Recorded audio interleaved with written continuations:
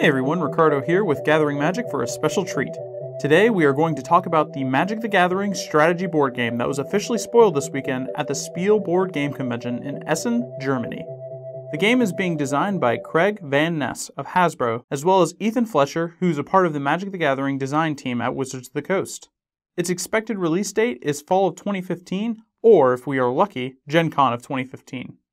As a tactical miniatures board game, the primary strategy is to lead your planeswalker and their army into battle on a customizable board against other opposing planeswalkers. This can be played out as a 1 vs 1 or a free-for-all of 5 players with different scenarios, and each player will also have a spellbook, or spell cards, for their planeswalker.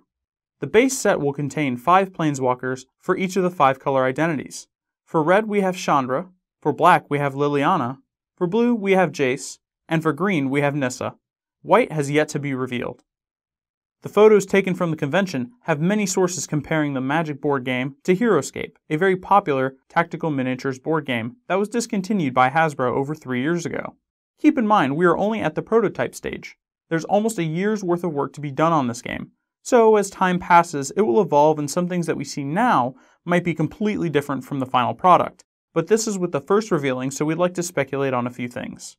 In case you don't know what Heroescape is, it's a tactical miniatures board game, just like what they've described the Magic strategy board game to be, except you also customize your board with hex tiles that make up your terrain. This customizable board will be the same with the Magic strategy board game, which has many fans of Magic and Heroescape excited. But one of the things that we have noticed is that the army cards for the Magic planeswalkers and units have identical stats as the army cards in Heroescape. From what we know, this hasn't been officially revealed in the Magic strategy board game, but from what we see on the card, it seems like it will be the same as Heroescape. Let's go ahead and compare the two. First off, both army cards for Heroescape and Magic have a set number of life, which, in Heroescape, a unit that receives damage gets a damage counter on it. It is destroyed once it receives damage counters equal to or more than its life total. Secondly, both cards for Magic and Heroescape have an attack value and defense value. For the Magic army card, the attack value is the number next to the 2 crossing swords, and the defense value is on the number next to the shield icon.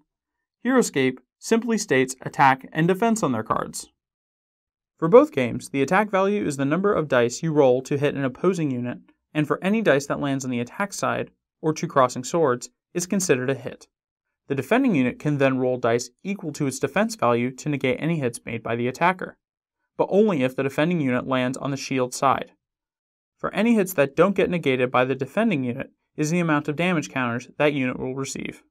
Another similarity is that both army cards have a move value, which is the amount of spaces a unit can move up to during its turn, and a range value, which is the amount of spaces it can reach to attack an opposing unit. Both army cards also have a section for special abilities, a size value, and a point cost. Lastly, both cards have a section that shows an outline of the miniature's body. It is highlighted to show parts of which it can be hit through line of sight. In Heroescape, the parts that can be hit are highlighted in red, and in the prototype for Magic, it is highlighted in a dark gray. Of course, both games have parts highlighted in light gray, which means it cannot be hit if seen through line of sight. All these similarities we have claimed is only our assumption and it isn't official, so please don't take our word 100%. But unlike Heroescape, this game will only be set in the world of Magic the Gathering, starting with the plane of Chandalar, and use elements from the original card game like keyword mechanics, creature types, and more. This will be a standalone game, meaning in short that all of the Magic cards you own cannot be used for this game at all, and the official name for this game has not been finalized. Well, that's all we have so far. If you want to stay posted for more updates, just click on the link to the news page in the description box below. Thanks for watching, and I'll see you next time here at Gathering Magic.